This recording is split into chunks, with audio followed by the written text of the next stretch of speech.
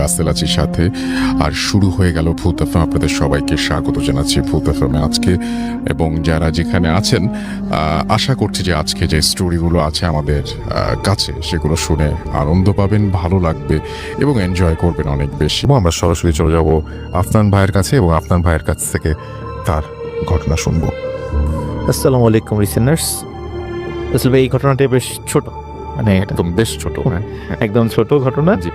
তো বেসিক্যালি এই ঘটনাটি আসলে আমার বলার কথা ছিল না, আপনার সঙ্গে একজনের আশা। হ্যাঁ ছিল খুলনা থেকে, যে সাধারণত যে স্টোরিগুলো যারা আমাকে সাধারণত দেয়, ওদেরই একজন আসার কথা ছিল, কোনো কারণে আসতে পারে নাই। ওর রিকোয়েস্টে ওই ঘটনাটি আজকে আমি আমার সেকেন্ড স্টোরি হিসেবে বলবো। স্টোরিটা ছোট, স্টোরিটা একটা লাশের ঘটনা। ঘটনাটির সময় ছিল রাসেল ভাই 2004 সালের দিকে। খুলনার দাকোপ উপজেলার বৈটাঘাটা গ্রামের ঘটনা এটা। তো একজন ভ্যান চালকের সাথে ঘটনাটি ঘটে। ঘটনার কিছু অংশ রাসেল ভাই একটু কমন, আমি আগে থেকে বলে দিলাম। সাধারণত বিষয়টা একটু কমন, এই জন্য বলছিলেন যে ঘটনাটা একটু কমন আর কি। সাধারণত আমি একটু অ্যাভয়েড করে যাই কমন বিষয়গুলো, তারপর আজকে বলছি আর কি। আশা করি লিসেনারদের ভালো লাগবে আর কি। তো ঘটনাটি যার সঙ্গে ঘটছিল একজন ভ্যান চালক। উনি শুধু যে ভ্যানে বিভিন্ন মালটাল টানতেন তা না, অনেক সময় দেখা যেত যে অসুস্থ রোগী, এমনকি যদি কখনো পুলিশ খবর দিত, বিভিন্ন লাশও উনি ওনার ভ্যানে নিয়ে আসতেন আর কি, বিভিন্ন গ্রামে উনি পৌঁছে দিতেন। তো 2004 সালে একটা পুরুষ মানুষ, উনি বিষ খেয়ে আত্মহত্যা করেছিলেন। তো তার লাশটি খুলনা সদর যে হসপিটাল, সেই সদর হসপিটালে পোস্টমর্টেম বা আনুষঙ্গিক কাজটা শেষ করতে করতে বেশ রাত হয়ে যায়। তো উনি খুব সাহসী লোক ছিলেন এবং পত্র এলাকায় ওনার বেশ সুনাম ছিল, খুব ইয়াং ম্যান ছিলেন আর কি। তো যার কারণে লাশ পুলিশ পরিবারকে বুঝিয়ে দেন। তো পরিবার বলেন যে আমরা অন্য একটা ভ্যানে চলে আসতেছি, তুমি লাশটা নিয়ে চলে আসো তাড়াতাড়ি। তো উনি বললেন যে আমার সাথে অন্য কোনো লোকের প্রয়োজন নাই, আপনারা নিশ্চিন্ত মনে বাসায় চলে যান, আমি লাশ নিয়ে চলে আসছি। তো সবাই বিশ্বাস করে তারা আগে আগে বাসায় চলে যান, লাশের অপেক্ষা করছিলেন বাড়িতে গিয়ে। তো উনি একাই লাশ নিয়ে আসছিলেন। তো কোনো কারণে ওনার প্রতিমধ্যে ওনার ভ্যানটা আবার একটু খারাপ হয়ে যায়, যার কারণে ও সেটা আবার মেরামত করে আবার ফিরতে ফিরতে আরেকটু দেরি, ঘন্টাখানেক দেরি হয়ে যায় আর কি। বেশ লেট হয়ে যায়। এটা আসলে অনাকাঙ্ক্ষিত ছিল যে এটা হবে, এমনিতেই টায়ার পাংচার হয়ে যায়, এগুলো ঠিকঠাক করতে। আবার সন্ধ্যার পরে একটু গ্রাম অঞ্চল, মেকারও পাওয়া যাচ্ছিল না, এই জন্য একটু দেরি হয়ে যায় আর কি। উনি যখন ফিরছিলেন লাশ নিয়ে, তো ওই বৈটাঘাটা গ্রামের মানে মাঝখান দিয়ে চলে গেছে, একটু খুব ভালো রাস্তা আর কি, পাকা রাস্তা। তো একটা জায়গায় একটা ব্রিজ রয়েছে। তো ব্রিজে ওঠার সময় বেশ মানে একটু উঁচু হয়ে ব্রিজে উঠতে হবে এবং নামার সময় আবার বেশ ঢালু। তো উনি যখন ব্রিজটা যখন উঠবেন, তখন উনি ভ্যানের সিট থেকে নেমে হাত ধরে টেনে টেনে ব্রিজের উপরে ওঠানোর চেষ্টা করেন। হঠাৎ দেখছিলেন যে কি ব্যাপার, ভ্যানটা আটকে গেল কেন। তো পিছন দিকে তাকিয়ে দেখে মোটামুটি 6-7 বছরের একটা ছোট্ট মেয়ে, ফ্রক পরা একটা মেয়ে, সে মানে চুল এলোমেলো, সে 2 হাত ধরে ভ্যানটা টেনে ধরে রাখছে, মানে সে উঠতে দেবে না। তো উনি মনে করেছেন যে আশেপাশের মানে ওটা কিন্তু একদম মানে জনমানবহীন এলাকা ছিল না রাসেল ভাই, আশেপাশে ঘরবাড়ি ছিল। তো উনি চিন্তা করেছেন হয়তো আশেপাশের বাড়ির কোনো দুষ্টু মেয়ে সে এসে ওই ভ্যানটা টেনে ধরেছে। আচ্ছা। তো উনি খুব বকাঝকা করেন, এই এত রাত্রে কি করে, যাও চলে যাও, এরকম বলে দেখে সে মেয়েটা ছেড়ে দিয়ে আবার দৌড়ে চলে গেল। তো উনি চিন্তা করেন যাক আপদ বিদায় হয়েছে। তখন উনি স্বাভাবিকভাবেই ভ্যানটা ব্রিজে উঠিয়ে আবার ভ্যানে উঠে যখন নামা শুরু করেন, বেশ দ্রুত গতিতেই ভ্যানটা নামছিল। তো হঠাৎ করে উনি চিন্তা করলেন কি ব্যাপার, ভ্যানে একটু ভার বেশি মনে হচ্ছে আগের থেকে। তো পিছন দিকে তাকিয়ে দেখেন ওই মেয়েটা ভ্যানের পিছনে মানে বসে আছে এবং পা দুলিয়ে বেশ মানে আয়েশ করে বসে আছে। তো উনি ওই ভ্যান দ্রুত গতিতে যাচ্ছিল, উনি ভ্যানটা একটু গতি কমিয়ে দিয়ে ব্রেক করে সাইডে নিয়ে এসে তখন বলে, এই তুমি এখানে কি চাও, কি করো? তো ওই মেয়েটা কিছুই বলে না, শুধু হাসে আর কিছু বলে না। তো উনি বেশ আরো বকাঝকা করলেন যে যাও চলে যাও। তো তাও যায় না। শেষ পর্যন্ত উনি মানে এতটাই বিরক্ত হন যে উনি ভ্যানটা রেখে রাস্তার পাশে গিয়ে একটা লাঠি ভাঙেন, একটা মানে গাছ ভেঙে একটা লাঠি তৈরি করে ওকে তাড়া করেন। বেশ দেখে যে মেয়েটা আবার চলে গেল, ওই লাঠি মানে তাড়া খেয়ে চলে গেল। তো উনি আবার ভ্যান চালানো শুরু করেন। তো এখন রাসেল ভাইয়া একটা অদ্ভুত ঘটনা ঘটে, সেটা হচ্ছে উনি হঠাৎ করে কি মনে হচ্ছে পিছনে একটু নড়াচড়ার শব্দ। তো পিছন দিকে তাকিয়ে দেখেন ওই মেয়েটি ওনার ঠিক পিছনে বসে আছে, এবং সাধারণত ভ্যানে একদম ড্রাইভারের দুপাশে কিন্তু আমরা বসার জায়গা আছে ভ্যানে। ভ্যান কিন্তু রাসেল ভাই রানিং চলা অবস্থায় কিন্তু কখনো ড্রাইভারের ওই পাশে ওটা বসা যায় না, থামার পরে তারপর উঠে বসতে হয় ধীরে সুস্থে। দেখে ওই মেয়েটি ওনার ঠিক পিছনে ওইভাবে বসে আছে। তো উনি এইবার রাসেল ভাই খুব ভয় পান। প্রথম দিকে উনি দুই সময় কখনোই মনে হয় নাই যে এটা অন্য কিছু হতে পারে, এখন উনি ভয় পান যে কি ব্যাপার, এরকম তো আসলে বসার কথা না, এটা নিশ্চয়ই অন্য কিছু। তো উনি দ্রুত ভ্যান থামিয়ে লাফ দিয়ে ভ্যান থেকে নেমে যান। নেমে যাওয়ার পরে তখন উনি তারপরে একটু মনে সাহস সঞ্চয় করে বলতে থাকেন, এই তুমি কে, বলো। সে কিছুই বলে না। তারপর উনি আবার একটু মনে সাহস করে আয়াতুল কুরসি পড়ে ওই মেয়েটাকে আবার তাড়া করা শুরু করেন। রাসেল ভাই উনি দেখছিলেন যে মেয়েটা আবার দৌড়ে সে ব্রিজের উপর উঠে গেল, এবং ব্রিজের উপরে উঠে যাওয়ার পর ব্রিজের দুই পাশটা সাধারণত রাসেল ভাই একটু উঁচু থাকে। তো ওই মেয়েটা নিচ দিয়ে তো পানি প্রবাহিত হচ্ছিল, মেয়েটা ওই উঁচু জায়গায় গেল এবং সুন্দর করে ওই পাশ থেকে সে ব্রিজের নিচের দিকে নেমে গেল। ঠিক যেমন রাসেল ভাই এমন যে বিল্ডিংয়ের ছাদ যেখানে শেষ হয়ে গেছে সেখান থেকে কেউ একজন হেঁটে আবার নিচে নেমে গেছে, ঠিক যেমন টিকটিকি বা মাকড়সা যেভাবে নেমে যায়। এবং দেখে কি ওই মেয়েটা ওই ব্রিজের পাশ থেকে নেমে ব্রিজের নিচ দিয়ে হেঁটে, মানে স্পাইডারম্যানের মতো, মানে মাথা নিচে দিয়ে হেঁটে আবার ওই পাশ দিয়ে উঠছে, মানে মনে হয় বৃত্তাকারে ব্রিজটাকে প্রদক্ষিণ করছে, এরকম কয়েকবার করছে। তখন রাসেল ভাই উনি এতটা ভয় পান বলছেন উনি এইবার খুব সাংঘাতিক কোনো কিছু একটা খপ্পরে পড়ে গেছেন। তো যেহেতু রাসেল ভাই প্রথমে বললাম জায়গাটা কিন্তু একদম জনমানব শূন্য ছিল না, আশেপাশে ঘরবাড়ি ছিল, তো উনি ওখানে ভ্যানটা রেখে দ্রুত বিভিন্ন বাড়ির যেদিকে আছে ঘরবাড়ি ওদিকে চলে যান। ওদিকে গিয়ে লোকজনের ডাকাডাকি করেন, কিছু লোককে বলেন যে এই সমস্যা, আপনি একটু সাথে আসেন, আমার সাথে একটা লাশ আছে, আপনাদেরই গ্রামের লোক আর একটু সামনে বাড়ি। তখন ওরা সেই বাড়ির যারা আছে চিনতে পারেন যে হ্যাঁ ওই বাড়িতে একজন লোক মারা গেছে, ও তার লাশ, আচ্ছা চলো যাই। তো ওনারাও আসেন, এসে দেখে রাসেল ওখানে ভ্যান বা লাশ কোনোটাই পাওয়া যাচ্ছে না। তো খুঁজতে খুঁজতে দেখা যাচ্ছে একটু পিছন দিকে ব্রিজের পাশে ওনার ভ্যান এবং লাশটা পড়ে আছে। তো লাশটা সবাই মিলে ভ্যান এবং লাশটা টেনে তোলেন উপরে। তো টেনে তোলার পরে রাসেল ভাই খেয়াল করেন যে লাশের হাত, তারপর পায়ের কাছে এবং ঘাড়ের কাছে মাংস খুবলে কেউ যেন উঠিয়ে নিয়েছে। তো সবাই বললো হয়তো বা এখানে শিয়াল বা কুকুর বা এই কাজটা করে, সবাই এতটুকুই বললেন।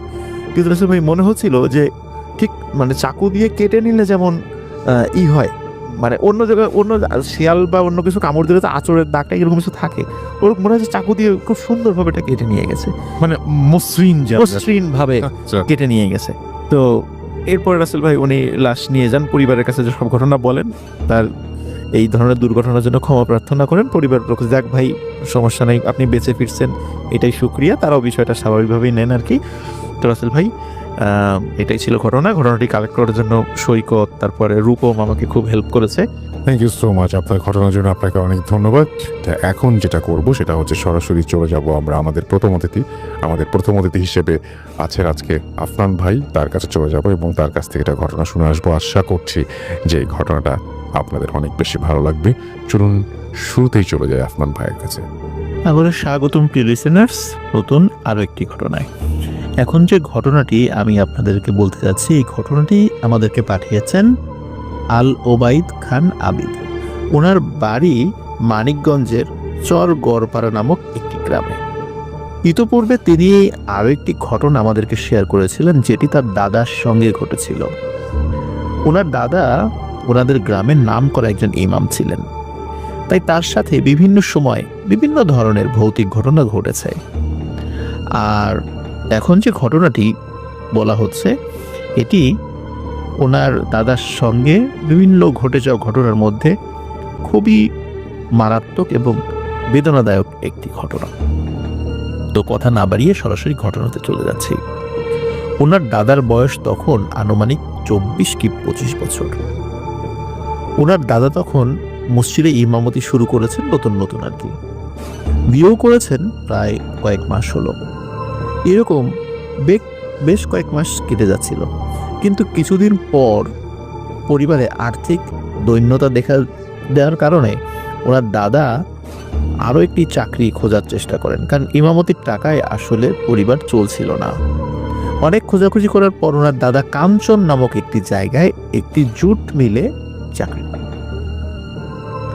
তো কয়েকদিন পরেই উনি বাসা থেকে প্রয়োজনীয় জিনিসপত্র নিয়ে ওই কাঞ্চনের দিকে রওনা দেন। সবার সাথে কথা বলে একটা থাকার রুমও পেয়ে যান তিনি। আর ওনার সাথে থাকতেন তারই অফিসে কাজ করা আরও একটি লোক, তার নাম ছিল সরল মিয়া। তাদের ডিউটি টাইম ছিল সকাল 8টা থেকে রাত 8টা পর্যন্ত। যেহেতু আবিদ ভাইয়ের দাদা, মানে যার ঘটনা বলা হচ্ছে, তিনি মসজিদের ইমাম ছিলেন, তাই তিনি 5 ওয়াক্ত নামাজ এবং তাহাজ্জুদের নামাজ নিয়মিত আদায় করতেন। আর ঘটনাটি মূলত শুরু হয় এখান থেকেই। তিনি কাজ শেষ করে বাসায় আসতেন রাত 8:30টার দিকে। অফিস থেকে তার রুমের দূরত্ব 30 মিনিট পায়ে হাঁটা পথ। তিনি আর তার সহকর্মী সরল মিয়া মসজিদে গিয়ে একসাথে নামাজ আদায় করতেন। বলে রাখা ভালো, ওনার রুমের থেকে একটু দূরেই ছিল একটা টিনের মসজিদ। মসজিদটি টিন দিয়ে বানানো। দাদার মানে ওনার রুমের জানালা দিয়ে মসজিদটি দেখা যেত। আর তিনি আর সরল মিয়া ওই মসজিদে গিয়েই কিন্তু রেগুলার সালাত আদায় করতেন, মানে নামাজ পড়তেন। আর রাত যখন গভীর হয়ে যেত তখন তাহাজ্জুদের নামাজও এই মসজিদেই তারা আদায় করতেন। একটি বিষয় বলে রাখা ভালো, সেটি হচ্ছে মসজিদটি কিন্তু সব সময় খোলাই থাকতো, কখনো তালা দিয়ে রাখা হতো না। বিভিন্ন সময় মানুষ আসতো, নামাজ পড়তো, আবার চলে যেত। এইভাবেই বেশ কয়েক মাস চলে যায়, কোনো ধরনের কোনো সমস্যা হয়নি। একদিন সরল মিয়ার বাসা থেকে একটি খবর আসে যে তার মা মারা গেছেন। তাই খবর আসা মাত্রই তিনি তার বাড়ির দিকে রওনা হন। আর আবিদ ভাইয়ের দাদা তখন রুমে একা। যদিও তিনি খুব সাহসী ছিলেন, কিন্তু নতুন জায়গা তো, তাই একটু ভয়ও পাচ্ছিলেন।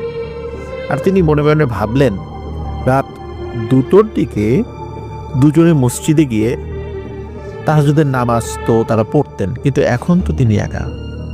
এখন কি একা গিয়ে পড়বেন নাকি বাসায় আদায় করবেন? মসজিদ তো একদম পাশেই। এসব ভাবতে ভাবতে তিনি ঠিক করেন যে যাই হোক, তিনি মসজিদে গিয়েই তাহাজ্জুদের নামাজ আদায় করবেন।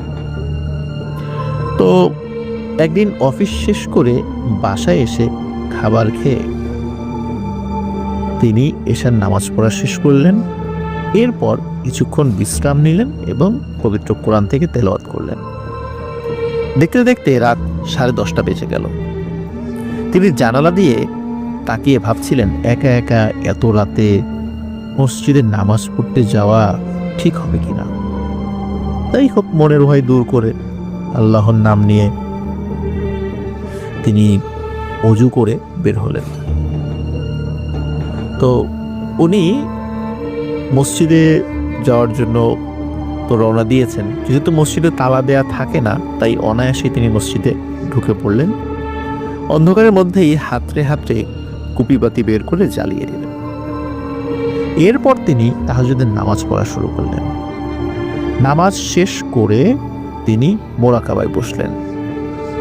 সবকিছু শেষ করে বের হতে হতে তার 3টা বেজে গেল আনুমানিক। সেদিন কোনো সমস্যাই হলো না। দাদা মনে মনে সাহস পেলেন আর ভাবলেন, যতদিন না সরল মিয়া ফিরে আসেন ততদিন তিনি একাই নামাজ পড়বেন। প্রিয় লিসেনার্স, এখানে একটি বিষয় বলে রাখা ভালো। আমরা ওই তাহাজ্জুদের নামাজের যে ব্যাপারটা, সেটা হচ্ছে যে তাহাজ্জুদের নামাজের ওয়াক্ত কিন্তু শুরু হয় এশার সালাতের পর থেকে। আর অনেকেই রাত 12টার পরেও সালাত আদায় করে তাহাজ্জুদের সালাত। উত্তম হচ্ছে ঘুম থেকে উঠে ফজরের আজানের আগে সালাত আদায় করা, এটা উত্তম। কিন্তু এছাড়াও আপনি ঘুমাতে যাওয়ার আগেও তাহাজ্জুদের সালাত আদায় করতে পারেন। এই কারণেই কিন্তু আবিদ ভাইয়ের দাদা এভাবেই সালাত আদায় করতেন। তো যাই হোক, পরের দিন আবারও তিনি অফিস থেকে এসে খেয়ে দিয়ে নামাজ পড়ে কোরআন পড়ে বিশ্রাম নিতে লাগলেন। রাত 10:30 বাজার পর তিনি ওযু করতে বের হলেন। এরপর তিনি মসজিদে ঢুকলেন তাহাজ্জুদের সালাত আদায় করার জন্য।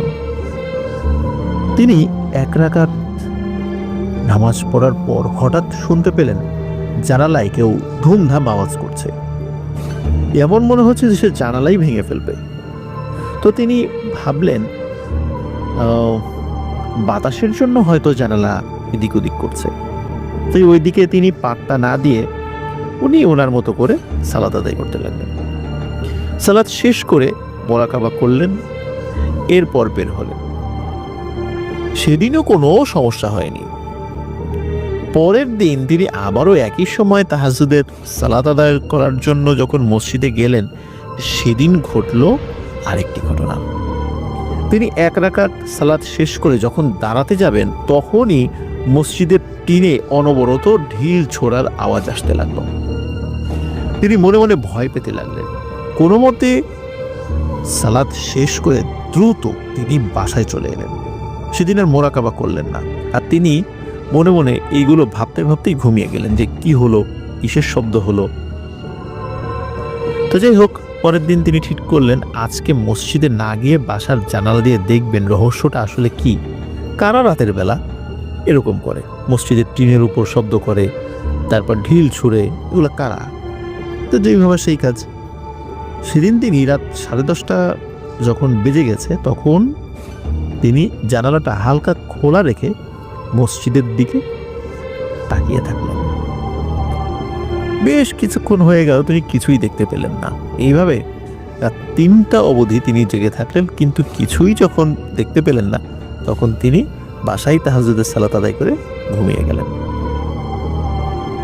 পরের দিন তিনি আবার ঠিক করলেন তিনি মসজিদে গিয়েই তাহাজ্জুদের সালাত আদায় করবেন আর কি। কারণ যেহেতু আগের দিন রাতের বেলা তিনি কিছুই দেখেননি, হয়তো তার মনের ভুলের জন্যই তিনি এসব শুনতে পাচ্ছেন।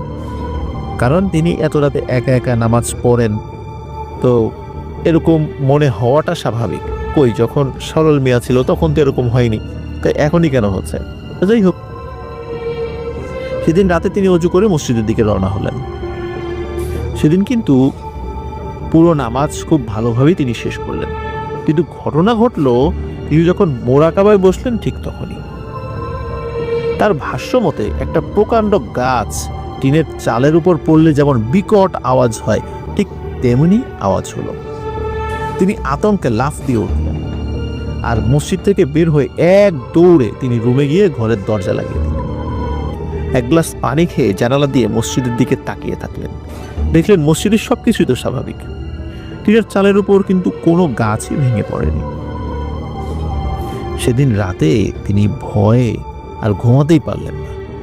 ফজরের আযান হওয়ার পর তিনি মসজিদে গেলেন। তখন তিনি মসজিদের হুজুরের সাথে কথা বললেন এই বিষয়ে। তার মুখে সব কথা শুনে মসজিদের হুজুর, মানে ইমাম সাহেব যিনি, তিনি জিহবায় কামড় দেন আর তাকে বলেন, আপনি করেছেন কি? এই জায়গায় আপনারা রাতের বেলা একা একা আসেন? এই আশেপাশের জায়গাটা কিন্তু খুব খারাপ রাতের বেলায়, এখানে ভুলেও কেউ আসে না, আর আপনারা এসে তাহাজ্জুদের সালাত আদায় করেন। আবার এখন কয়েকদিন হলো আপনি একা একা তাহাজ্জুদের নামাজ পড়তে আসেন।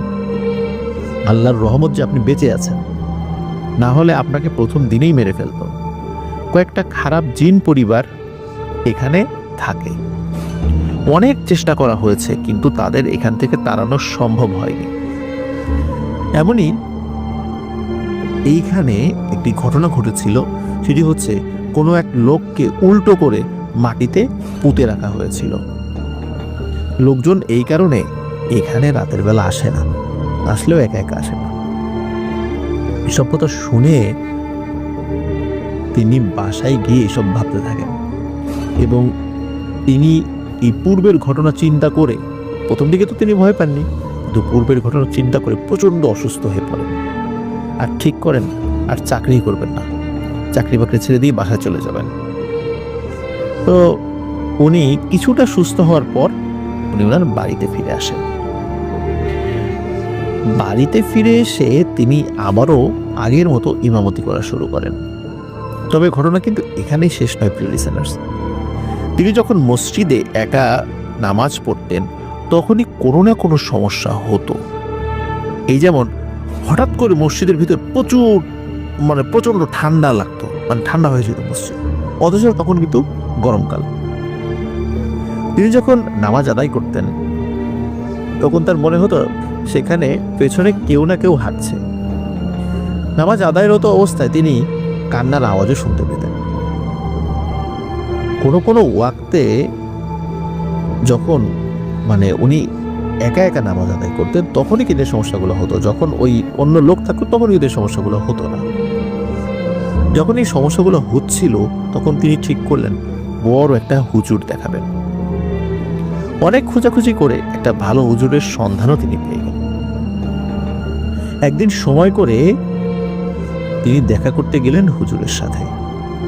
হুজুর তাকে অন্য একদিন এশার নামাজ পড়ে তার সাথে দেখা করার জন্য আসতে বললেন, আর কিছু সূরা কালাম পড়ে তাকে ফু দিয়ে দিলেন। হুজুরের কথা মতোই তিনি পরদিন রওনা হলেন ঈশান নামাজের পর, যাতে করে তার সাথে দেখা করা যায়। বলে রাখা ভালো, সেটি হচ্ছে এই আবিদ ভাইয়ের যে গ্রাম, চর গড়পাড়া গ্রাম, এটার পাশে একটি ছোট্ট জায়গা রয়েছে, তার নাম হচ্ছে ভূত গেরো। কথিত আছে এই জায়গায় নাকি অনেক আগে মানুষকে অর্ধেক মাটিতে পুঁতে পা উপর করে ফেলে রাখা হতো। কারা যে এই ঘটনা ঘটাতো সেটা কিন্তু গ্রামবাসী কেউই দেখেনি। তবে শোনা যায় এটা খারাপ কোনো জিনদের কাজ ছিল, আর ভূতে যেহেতু তাদেরকে মাটিতে গেড়ে রাখতো, এই জন্যই মূলত ওই এলাকার নাম হয়ে গিয়েছিল ভূত গেরো। তো যাই হোক, তিনি সেই ভূত গেরোর পথ দিয়েই যাওয়া শুরু করেন, কারণ তাকে এই পথ দিয়েই যেতে হবে, এছাড়া কিন্তু অন্য কোনো পথ নেই যাওয়ার, সেই হুজুরের বাড়িতে যাওয়ার। তো গ্রামের রাস্তায় আগের দিনে কিন্তু মাগরিবের নামাজের পরপরই শুনশান হয়ে যেত। এখন তাকে তো যেতে হবে, যেহেতু তার বিভিন্ন সমস্যা হচ্ছিল, তাই তিনি ভয় না পেয়ে সেই হুজুরের বাড়িতে যেতে লাগলেন।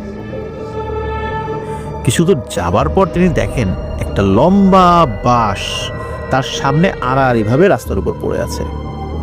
তিনি বুঝতে পারছিলেন না তিনি ঠিক কি করবেন। মনে মনে ভাবলেন আশেপাশে ফাঁকা, এইখানে এত রাতে বাঁশ পড়ে আছে কেন? তো তিনি ঠিক করলেন তিনি পাশ কাটিয়ে চলে যাবেন, মানে বাঁশের উপর দিয়ে যাবেন না।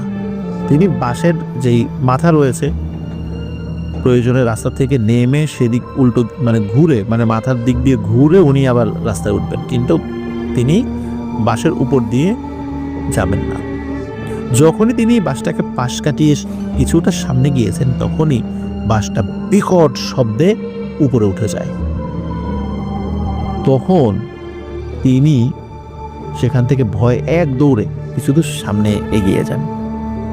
আর উনি কিন্তু জানতেন যে রাতের বেলা এভাবে বাঁশের উপর দিয়ে যাওয়া ঠিক নয়, বাঁশ এরকম রাস্তায় পড়ে থাকে, যখনই কেউ পা দেবে সাথে সাথে বাঁশটি খাড়া হয়ে যায়। এরকম কিন্তু সমস্যা অনেক সময় ঘটেছে, সেই বিষয়গুলো তিনি জানতেন। এই কারণে তিনি মূলত বেশ রাস্তা থেকে নেমে বেশ খানিকটা পথ ঘুরে তারপরে গিয়েছিলেন। তিনি মনে মনে কিন্তু অনেক ভয় পাচ্ছিলেন, কিন্তু এখন যদি আবার ফিরে আসে তাহলে তো হুজুরের সাথে দেখা করা হবে না। তাই তিনি হুজুরের বাড়ির দিকে তাড়াতাড়ি হাঁটতে থাকেন।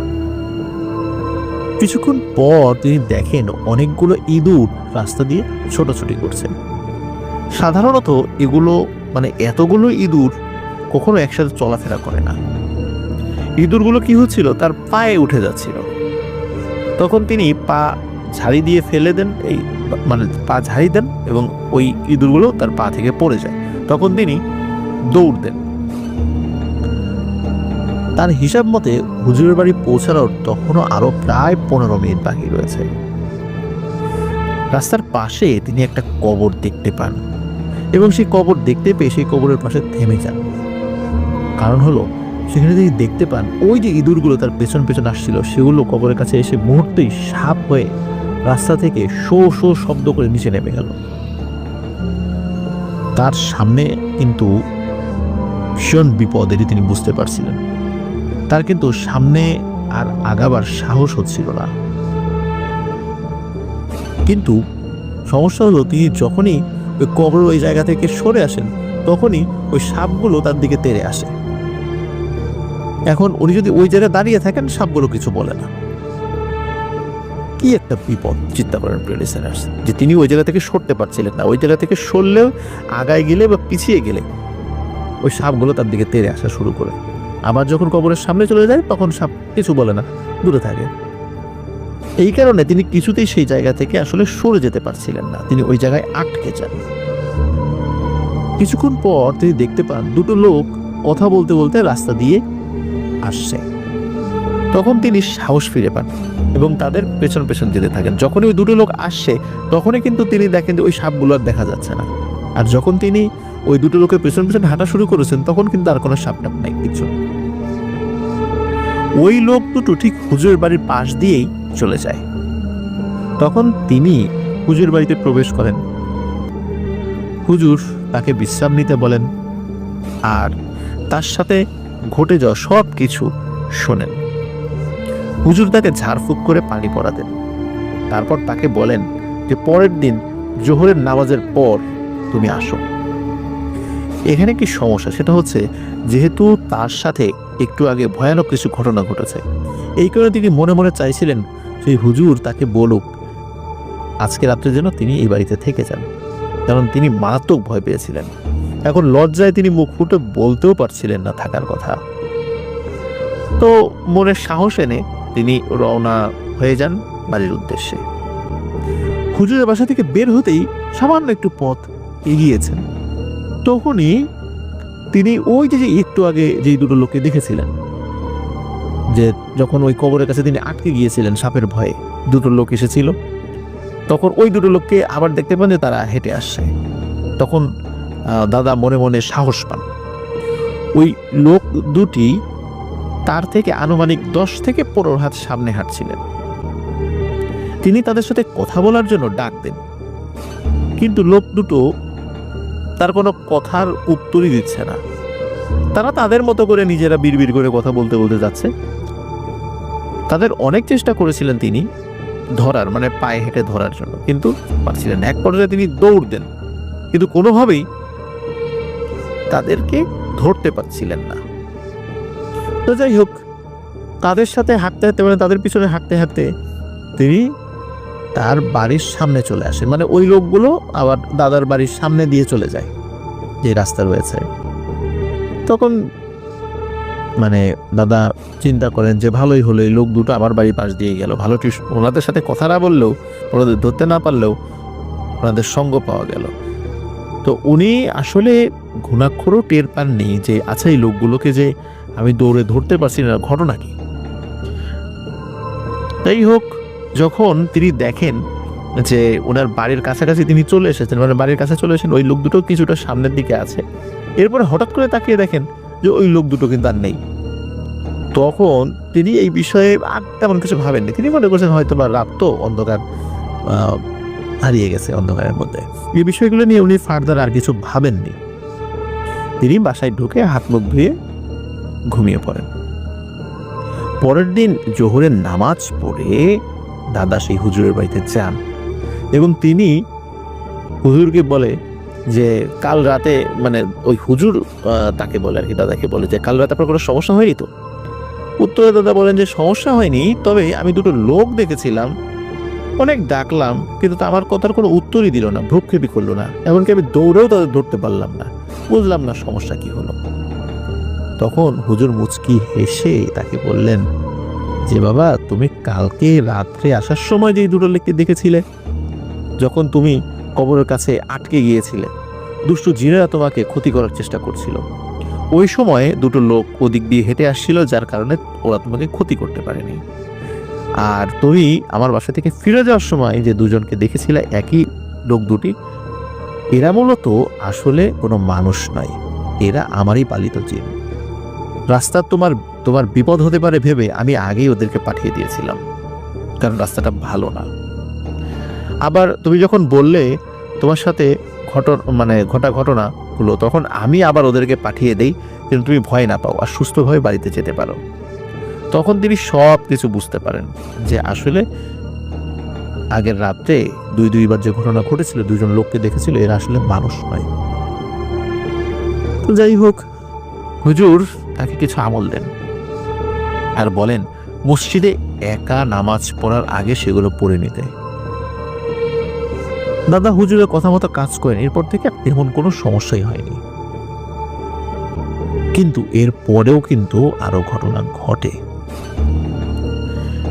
হুজুরের বাড়ি থেকে ফিরে আসার কিছুদিনের মধ্যে ঘটে আরো একটি ঘটনা। দাদা যখন মসজিদে একা নামাজ পড়তেন, তখন 3টা সাপ তার আশেপাশে ফুসফুস শব্দ করত, কিন্তু তাকে কিন্তু কিছুই করতো না, মানে কোনো ক্ষতি করতো না। একদিন রাতে তিনি স্বপ্ন দেখেন একটা কালো কাপড় পরা অবয়ব তাকে বলছে, তুই তো বেঁচে গেলি, এখন তোর সন্তানদের কে বাঁচাবে? তিনি ঘুম থেকে উঠে সবকিছু মনে করতে পারছিলেন, আর বাজে স্বপ্ন ভেবে পাত্তা না দিয়ে তিনি স্বাভাবিকভাবে চলতে থাকেন। প্রায় বছরখানেকের মধ্যেই তার ঘরে একটি পুত্র সন্তানের জন্ম হয়। তার বয়স যখন 1.5 মাস বয়স, তখন প্রচন্ড ঠান্ডা লেগে সে পুত্র সন্তান মারা যান। বাড়িতে কান্নার রোল পড়ে যায়। আর আবিদ ভাইয়ের দাদা সেই স্বপ্নের কথা রীতিমতো ভুলে গিয়েছেন। তখন বছরখানেক পর ওনার আরো একটি সন্তান হয়। ধীরে ধীরে সেও বড় হতে থাকে। আর তার বয়স যখন আবার 3 বছর, তখন আবিদ ভাইয়ের দাদার ঘরে আরো একটি সন্তান জন্ম হয়, মানে তার আবিদ ভাইয়ের মানে 3 নাম্বার কাকা আর কি। দুজনেই বড় হতে থাকেন। তাদের বিশেষ করে আবিদ ভাইয়ের দাদার বড় সন্তান, সে তো মারা গিয়েছেন ঠান্ডা লেগে আর কি। তো দুজনেই জীবিত ছিলেন, বড় হতে থাকেন। একবার কি হয় যে আবিদ ভাইয়ের দ্বিতীয় কাকা, মানে ওনার দাদার যে দ্বিতীয় সন্তান, তার বয়স তখন 5 বছর। আর তার ছোট ভাইকে তিনি কোলে করে নিয়ে খেলছিলেন। দুজনে খেলতে খেলতে হঠাৎ করে আবিদ ভাইয়ের দ্বিতীয় কাকা, মানে ওনার দাদার দ্বিতীয় সন্তান, হঠাৎ করে তার ছোট ভাই মানে আবিদ ভাইয়ের তৃতীয় কাকার মাথায় জোরে আঘাত করে। আর সাথে সাথে ওই 2 বছর বয়সী বাচ্চা মারা যান। আবিদ ভাইয়ের দাদা চিৎকার করে কান্নাকাটি করতে থাকেন। আর এর মধ্যে ঘটে আরো একটি অদ্ভুত ঘটনা। যখন ছোট ভাইকে আঘাত করেছেন, ছোট ভাই মারা গিয়েছে, আর তার বয়স তো 5 বছর, সেও তো এমন কিছু বোঝে না, তখন তিনি লাফ দিয়ে, মানে মাটির উপর থেকে উপর দিকে লাফ দেন এবং মানে তার লাফ দিয়ে মাটিতে পড়ে যান, এবং এই মুখটা পড়ে বল মাটির উপরে, মানে মনে হচ্ছে যে ইচ্ছা করে মাটির উপর ঠাস করে পড়ে গিয়েছেন। তো উপর হয়ে পড়ার সাথে সাথে তার ঠোঁট কেটে, নাক ফেটে, মুখ দিয়ে মানে দাঁতে আঘাত লাগে, সব এই জায়গাগুলো দিয়ে রক্ত বের হতে শুরু করে। হঠাৎ করে তার এমন আচরণ দেখে সবাই খুবই ভয় পায় এবং অবাক হয়। কিন্তু এই ঘটনার কয়েকদিনের মধ্যে আবিদ ভাইয়ের এই দ্বিতীয় কাকা, মানে তার দাদার দ্বিতীয় সন্তান, সেও মারা যায়। 3টা সন্তান এভাবে মারা গেল।